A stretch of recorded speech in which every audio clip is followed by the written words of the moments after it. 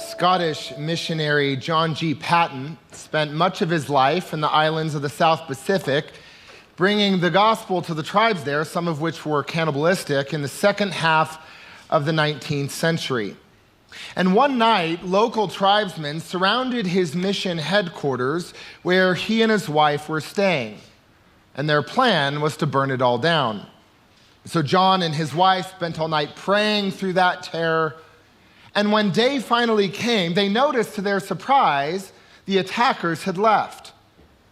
But it wasn't until a year later, when the chief of the tribe came to Christ, that John Paton was able to find out what happened that night. He asked the chief why they didn't burn down the house after all, and the chief replied, "Well, who are all those men who were there with you?" And Paton said, "Well, there were no men there, only my wife and I."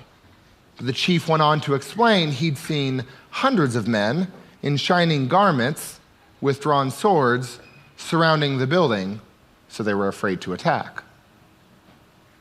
What do you make of that story? We're in a series right now in the book of Acts, and Acts tells us the story of how the Christian revolution sparked by Jesus of Nazareth spread. How that spark became a full-blown what? Oh, come on, like you haven't been here every week? Forest fire, right? We say this every week. How it was fueled, how it spread throughout the ancient world, and how it continues to spread in this very day and age. And this morning, we're going to look at a much older story than the one about John G. Paton. And it too, though, talks about a Christian missionary or witness to Jesus surrounded. And Christians are praying throughout the night, and there is a miraculous deliverance by an angel. And my question to you is simple. What do you make of it? What do you make of it? Go ahead and open up to Acts chapter 11. Acts chapter 11. If you didn't bring a Bible with you, you don't have one on your phone, go ahead and grab one of the Bibles underneath the seat in front of you. It is page 895 in those Bibles. We're going to read through this text together. It's going to take some time. Let's begin actually in verse 19, Acts 11, verse 19. Now those who were scattered because of the persecution that took place over Stephen traveled as far as Phoenicia, Cyprus, and Antioch, and they spoke the word to no one except Jews. But among them were some men of Cyprus and Cyrene who, on coming to Antioch, spoke to the Hellenists also, proclaiming the Lord Jesus. The hand of the Lord was with them, and a great number became believers and turned to the Lord. News of this came to the ears of the church in Jerusalem, and they sent Barnabas to Antioch. I know it can be a bit tricky to understand what's going on in the Bible sometimes simply because of all the unfamiliar names and places. So I don't know if this is going to help, but I'll give it to you anyways. Here's a map just to orient you. So back in Acts 8:1, which we looked at a few weeks ago, we learned that the stoning of the first Christian martyr, Stephen, provoked a more widely spread persecution against Christians in Jerusalem. That's what verse 19 is talking about. And many of them scattered, we're told, as far as Phoenicia. It's not labeled on the map, but it's the coastal territory that includes the two cities, Tyre and Sidon. And then also Cyprus, we're told. That's a large island. It's where Barnabas is originally from. And then finally, Antioch. And I'll talk about that city more in just a bit. These Jewish Christians who were scattered from Jerusalem to these regions spoke the word to no one except Jews, we're told in verse 19. They obviously had not heard what happened to Peter and Cornelius in Caesarea, which we looked at last week as the gospel went out to Gentiles as well. But we're told there were also men from Cyprus and Cyrene. I've already showed you Cyprus. Cyrene is in North Africa, modern-day Libya, and believers from those places made it to Antioch, and they proclaimed the gospel to the Hellenists or to the Greeks. The point is that in Antioch, the gospel was going out to both Jew and Gentiles, and a great number of them became believers and turned to the Lord. Now, the church back in Jerusalem, south in Jerusalem, is still the mother church of the Christian movement. That's where the apostles still are at this point. And so they send Barnabas to Antioch. Let's continue now in verse 23. When he came and saw the grace of God, he rejoiced, and he exhorted them all to remain faithful to the Lord with steadfast devotion. For he was a good man, full of the Holy Spirit and of faith. And a great many people were brought to the Lord. Back in Acts 4, we were first introduced to Barnabas. Barnabas in Acts 4 sold his property, laid the proceeds at the apostles' feet. Why? Because Barnabas gets it.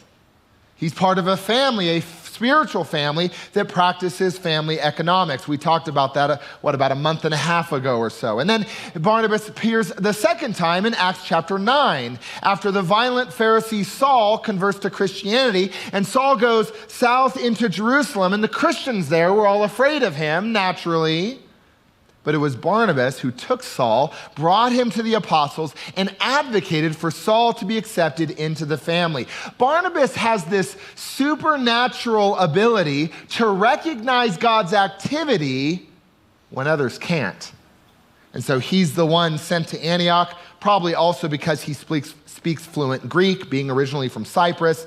And Barnabas, we're told, sees the grace of God, rejoices, and begins to exhort them to remain faithful. Verse 25. Then Barnabas went to Tarsus to look for Saul, and when he found him, he brought him to Antioch. So it was that for an entire year they met with the church and taught a great many people.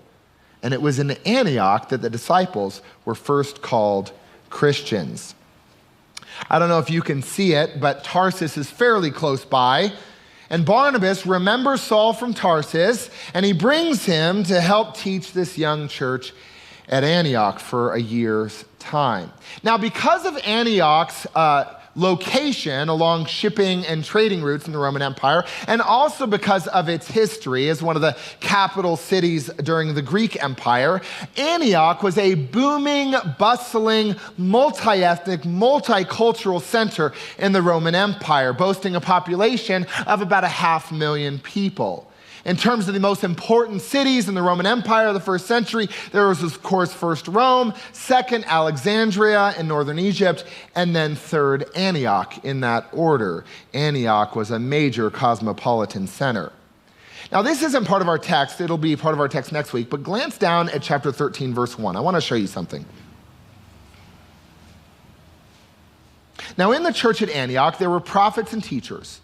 Barnabas, Simeon, who is called Niger, Lucius of Cyrene, Manaen, a member of the court of Herod the ruler, and Saul.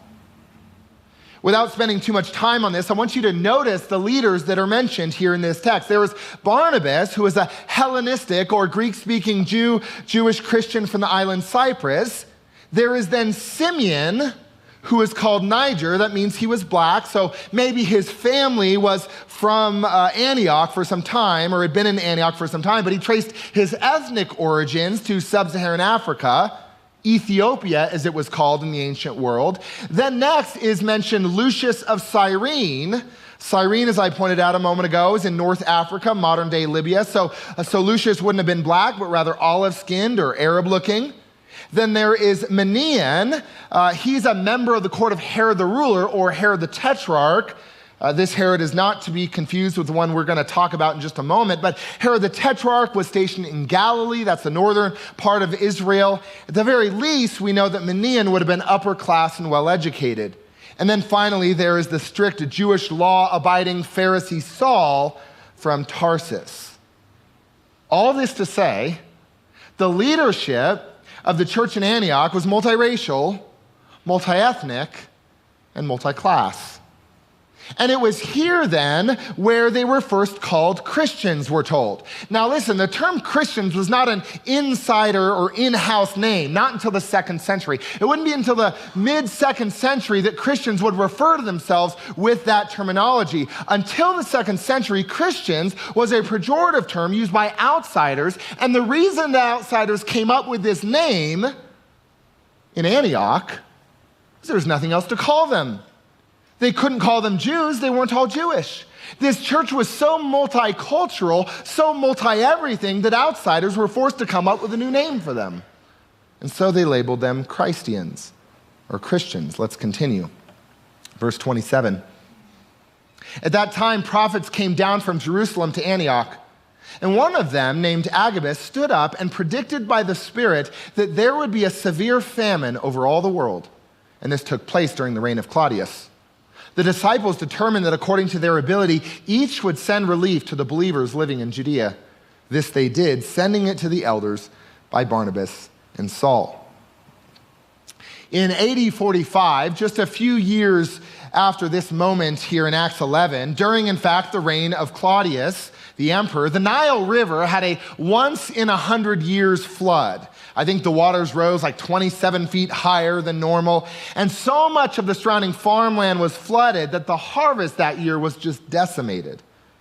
Now, Egypt was considered the breadbasket for the Roman Empire. So much of the broader Roman world depended on Egyptian grain. And even before that year in AD 45, even before the harvest came, simply in anticipation of what was going to happen because of the flooding, grain prices doubled. Now, that's not a major deal among the wealthiest cities like Antioch, but it is a major deal among poorer provinces in the empire, specifically Judea, in cities like Jerusalem. So when the prophet Agabus speaks about this famine a few years before it happened, the church in Antioch knows it's going to hit Jerusalem the hardest.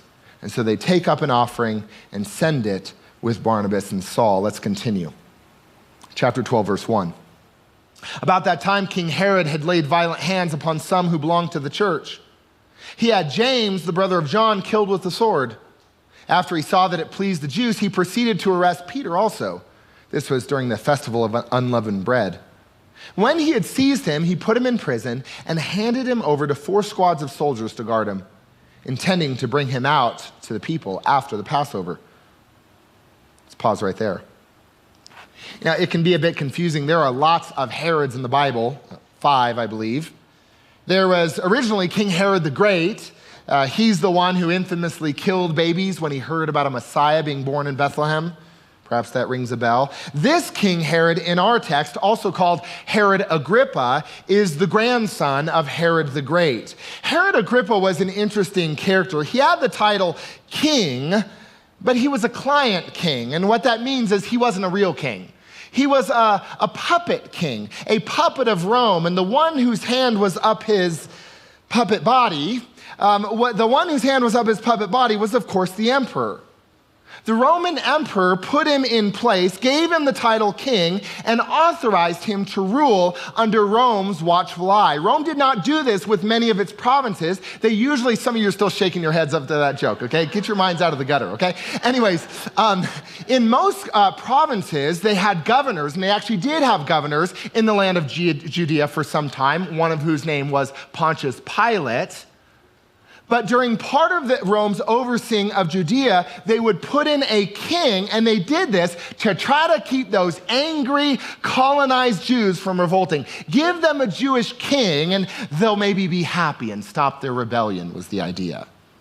Now, what was interesting about Agrippa is that he loved rubbing shoulders with the Roman elite. He even apparently grew up with the Emperor Tiberius' son. They were classmates together in school. And as an adult, he bore the title Friend of Caesar.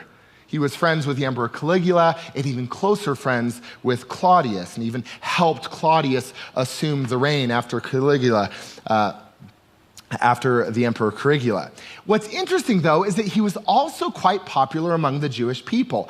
And one of the reasons for this is that there was one day when, during the reign of Caligula, the emperor had decided to place a statue of himself in the Jerusalem temple. Needless to say, this was not a popular choice among the Jews living, especially in the land of Judea.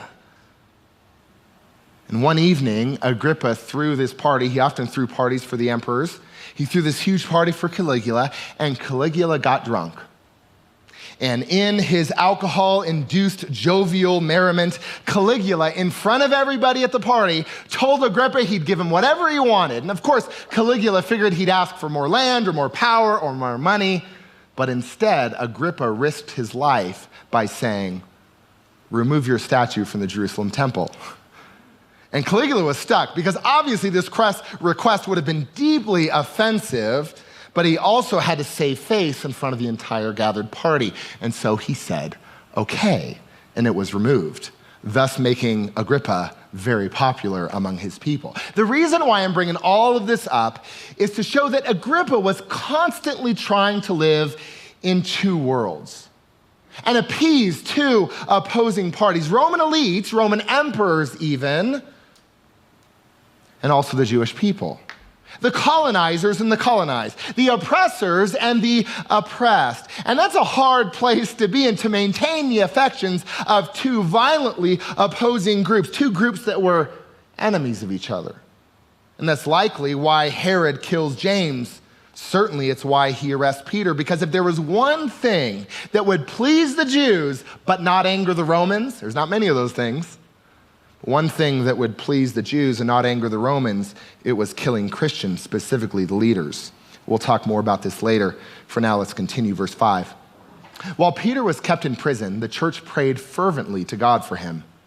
The very night before Herod was going to bring him out, Peter, bound with two chains, was sleeping between two soldiers, while guards in front of the door were keeping watch over the prison. Suddenly, an angel of the Lord appeared, and a light shone in the cell. He tapped Peter on the side and woke him, saying, "Get up, quickly." And the chains fell off his wrists.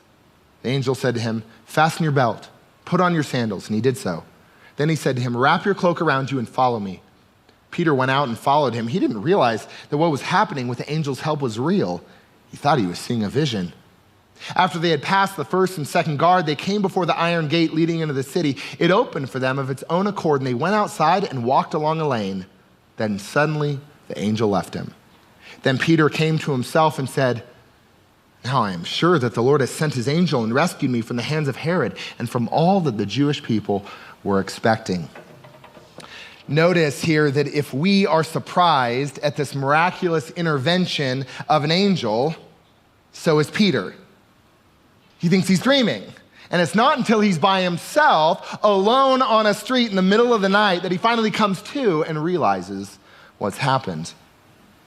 Let's continue, verse 12. As soon as he realized this, he went to the house of Mary, the mother of John, whose other name was Mark, where many had gathered and were praying. And when he knocked at the outer gate, a maid named Rhoda came to answer. On recognizing Peter's voice, she was so overjoyed that instead of opening the gate, she ran in and announced that Peter was standing at the gate. They said to her, "You're out of your mind." But she insisted that it was so. They said, "It's his angel," meaning they figured he had died. Meanwhile, Peter continued knocking, and when they opened the gate, they saw him and were amazed. He motioned to them with his hand to be silent, described for them how the Lord had brought him out of the prison. And he added, "Tell this to James and to the other believers." That's a different James, obviously. Then he left and went to another place. Notice some of the humor in this story. Rhoda is so overjoyed at Peter's appearance at the gate that she goes back to tell everyone and forgets to let him in. And he's left there banging on the gate early in the morning. Meanwhile, even though the church has been praying over Peter all night long, when they hear their prayer has been answered, they don't believe it, right? I mean, this is one of those moments in Luke's narrative where even though what has just happened with the angel seems unbelievable, this little moment here with Rhoda's absent-mindedness and the church's disbelief, it's an indication that Luke is trying to write an honest account. These are not the sorts of details you'd expect if it were all just a pious, fanciful legend. Verse 18, when morning came, there was no small commotion among the soldiers over what had become of Peter. And when Herod had searched for him and could not find him, he examined the guards and ordered them to be put to death. Then he went down from Judea to Caesarea and stayed there. He went down in elevation, but he went north to Caesarea, which is on the coast of the Mediterranean Sea. Let's continue, verse 20. Now Herod was angry with the people of Tyre and Sidon, so they came to him in a body, and after winning over Blastus, the king's chamberlain, they asked for a reconciliation because their country depended on the king's country for food. On an appointed day, Herod put on his royal robes, took his seat on the platform, and delivered a public address to them. The people kept shouting, "The voice of a god and not of a mortal." And immediately, because he had not given the glory to God, an angel of the Lord struck him down, and he was eaten by worms and died. But the word of God continued to advance and gain adherents. Then after completing their mission, Barnabas and Saul returned from Jerusalem and brought with them John, whose other name was Mark. Really? You know, this is not the only historical account we have of King Agrippa's death. We have another one, actually. The non-Christian Jewish historian Josephus, writing in the 1st century, also writes of Agrippa's death. And there are some minor details that are different, but they point in a remarkably similar direction. Josephus says that Agrippa was in Caesarea, as Luke says, and he says that he was throwing a festival in honor of the emperor. Now, Luke refers to this moment as an appointed day, a special occasion. It could very well also be referring to a festival in honor of the emperor. Josephus includes the detail that it was at the theater. Here's actually a picture of it. You can visit these ruins for Herod's Theater in Caesarea today. You'll notice that Luke talks about a platform from which he speaks to the crowd. Likely, Luke is referring to this theater as well. This was the public space in ancient Caesarea. And Joseph says that Herod was wearing these magnificent robes made of silver. Notice that Luke refers to them as royal robes. And Josephus says, though, that it was in the morning, as the day began, as the festival began, that Herod was before the crowds, and the first few rays of sunlight hit his silver robes, and it's like it made him glow because of how the light was reflecting.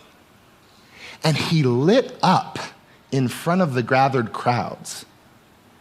And what did they do, according to Josephus? They saw this and they began to flatter him and chanted that he was a god. And Josephus goes on to say that rather than correcting them, Herod just stood there and received their flattery. And then he goes on to say, and this is a detail that Josephus adds, although most historians think that this is Josephus's embellishment, says that he looks up in that moment and he sees an owl. And they think it's made up because I guess an owl bringing a bad omen is sort of like a trope or a sort of a classic sort of thing in ancient literature. Owls bringing omens. Nevertheless, there's this omen, and he sees that as a bad omen. And right in that moment, Josephus says he has this violent pain in his stomach or abdomen.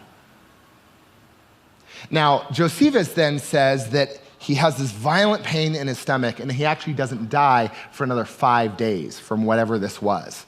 And you'll notice that Luke, although Luke actually often does this, Luke contracts the time. He doesn't tell us exactly how long it all took. He just says he was struck down and he died. And Luke will often take things and sort of contract them just to get through it. So likely it did in fact take him 5 days. But if you take the story of Josephus and Luke together, the detail that he had this violent pain in his abdomen and that he was eaten by worms, most likely what happened, King Herod Agrippa, was that his intestinal walls exploded because of roundworms, which was not a, unfortunately, too uncommon way to go in the ancient world, compared to today. Now, I made the highly unfortunate and terrible decision this week to Google search roundworms, and then I clicked images. And it's a terrible decision that some of you will make as well, because now I've just given you the idea, but it looks like a horrific way to go. I'll just say that.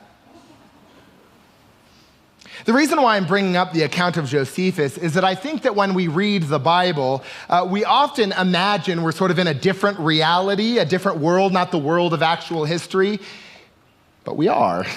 Certainly in this story we are. Both Josephus and Luke clearly have different sources for their material, but they both say that Herod Agrippa, wearing royal or magnificent robes in Caesarea on an appointed day, refused to correct the flattery chanted at him by the crowd, saying he was a god, and in the middle of his basking in that glory, he was struck down and died.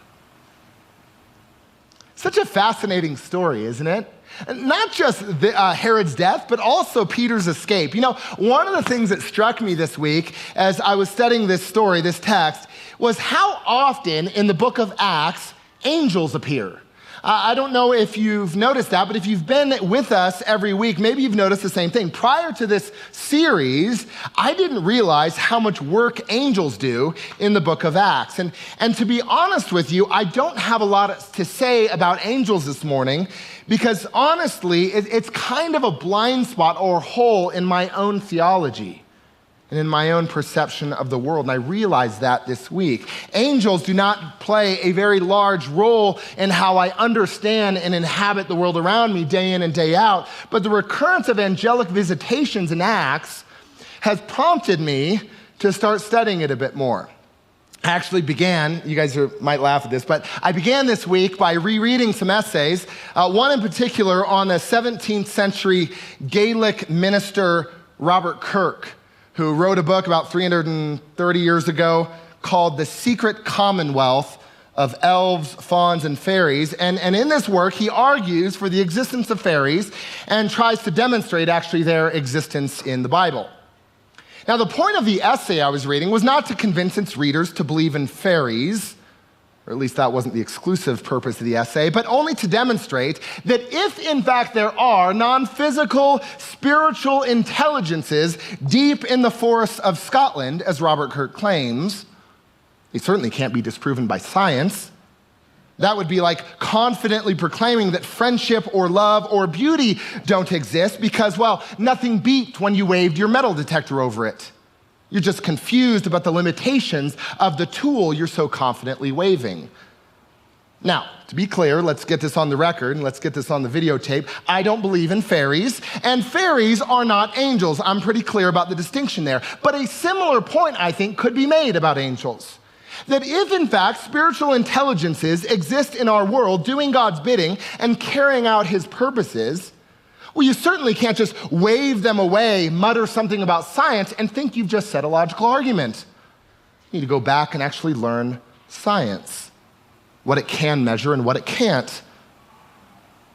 Well, anyways, unfortunately for you, I don't want to talk about angels or fairies anymore. I do want to talk about point number one, and that is this: the health of the church in Antioch. So we're going to transition from fairies to the health of the church in Antioch. The church in Antioch is very diverse, right? I've already kind of mentioned that. It's multi-ethnic, it's multiracial, it's multi-class. Not just among the ordinary people in the pews, so to speak, but within the leadership. The church in Antioch is a diverse church. It's also, we learn, a very generous church, caring for the more economically vulnerable church down in Jerusalem. The church in Antioch, we're told, is also a growing church, right? A great many people were brought to the Lord. Verse 24. The church in Antioch is also a sending church, although we won't see that until later in chapter 13. But the church in Antioch doesn't hold on to their leaders or willing to release some for the sake of the gospel.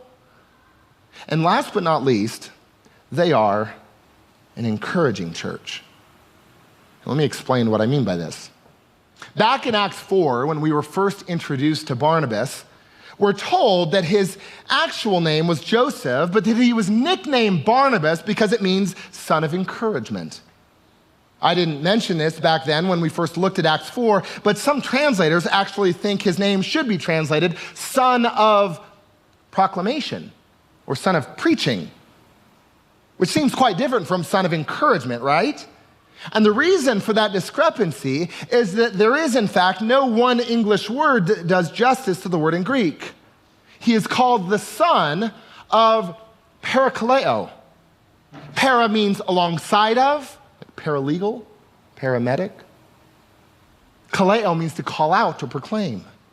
So it's the act of proclaiming, but it's not the kind of proclaiming that's done over you, but alongside you. It's encouragement. It is kind but firm exhortation. You know what it is? It's truth spoken in love. And this son of parakaleo is sent to Antioch to do just that. He exhorted, we're told, or parakaleoed is what it says. He parakaleoed them to remain faithful to the Lord with steadfast devotion. There's an entire sermon that could be preached just from this one concept here in Acts 11:23. And I actually listened to an entire sermon earlier this week that was just about that one phrase.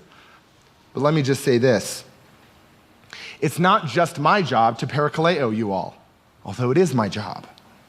to encourage you and proclaim the truth in love. It's your job too. A healthy church where a great many people are brought to the Lord, where believers learn to remain faithful to the Lord with steadfast devotion, is one in which there is parakaleo, where we learn to encourage and exhort one another to proclaim the truth, not over each other, but alongside each other, to speak the truth in love. And that's not easy, is it? You know, our natural tendency is one or the other. We're either a truther or a lover.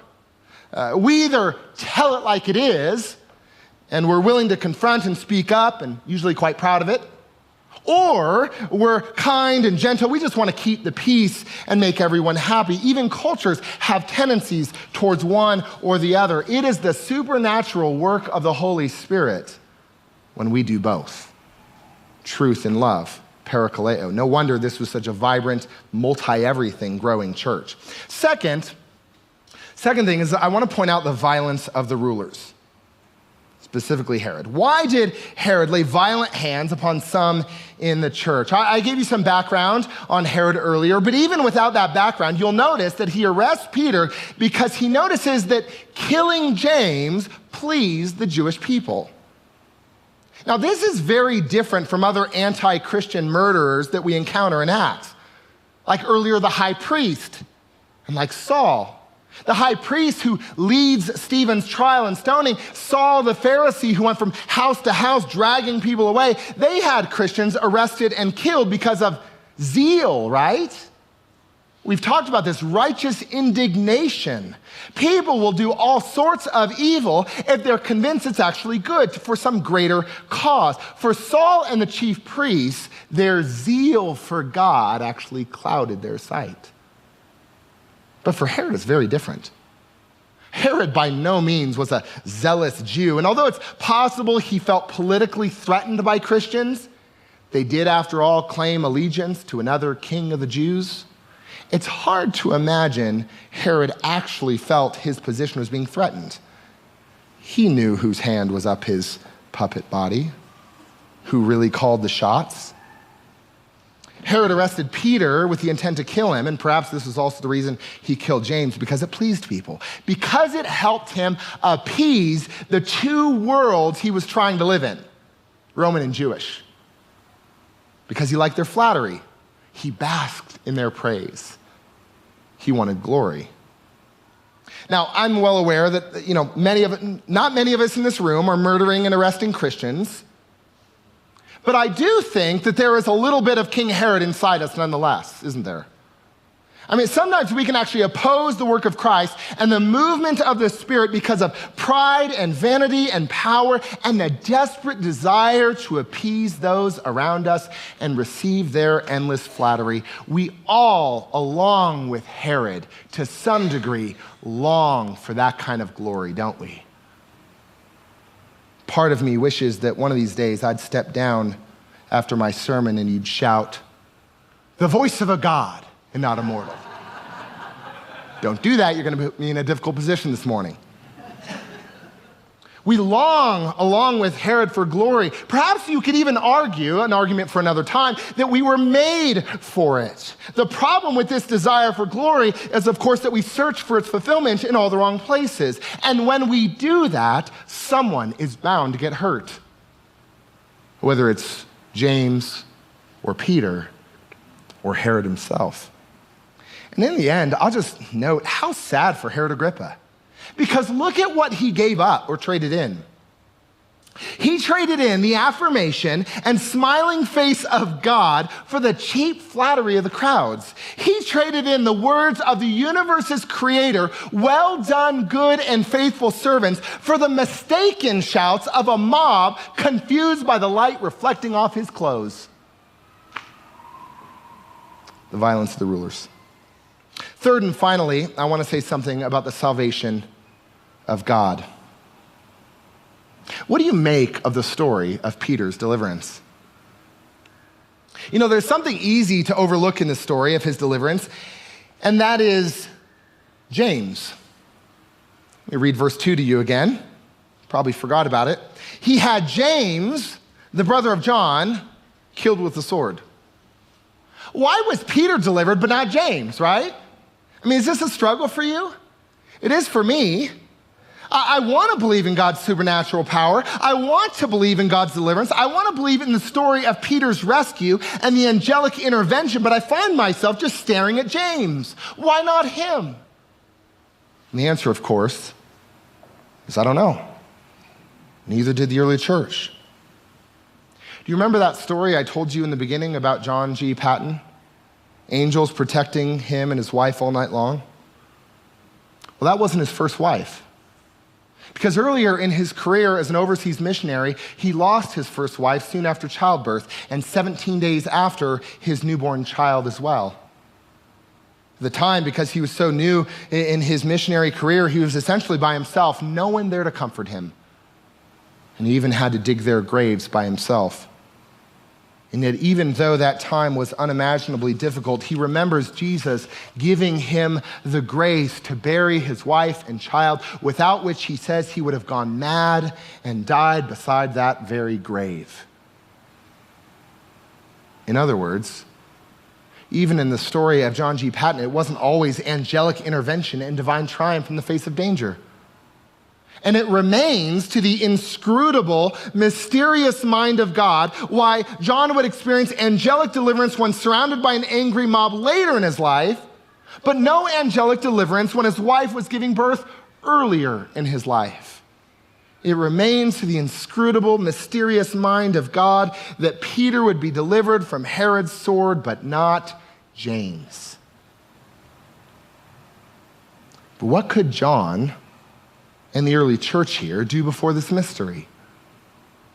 I mean, they couldn't just discount God's presence and power. I mean, how silly would that be if they would just get rid of the notion completely that God has power and he has love and he can deliver? I mean, the chief reported the presence of hundreds of men to John. Peter reported his miraculous escape from Herod's prison. They can't just say, oh, God has no power or God isn't good. No, what do they do before this genuine mystery? They entrust themselves to this inscrutable but yet loving and powerful God, and they pray. Church, what do you do when your back is against the wall? When you're in a prison, either of the, hopefully not of the state or county variety, perhaps one of your own making, what do you do when you have your back against the wall, when there's no way out? What do you have in that moment? What you don't have at your disposal is any divine guarantee, right? What you don't have at your disposal is some sure promise that God will get you out. Ultimately, yes. In this moment, no. But church, don't disregard what you do have. You still have a God with power and love. You have a God who can provide a way. How silly it would have been after the execution of James for the church to give up on Peter, for the church to give up in prayer to the God who can provide a way. Don't give up, church. Whatever you are praying for right now, whatever kind of deliverance you are still begging God to make possible, don't give up. Don't give up fighting and wrestling in prayer for God's deliverance. Look for a moment at this table right here. Look at what it represents. Surely, God can provide a way. Let's pray.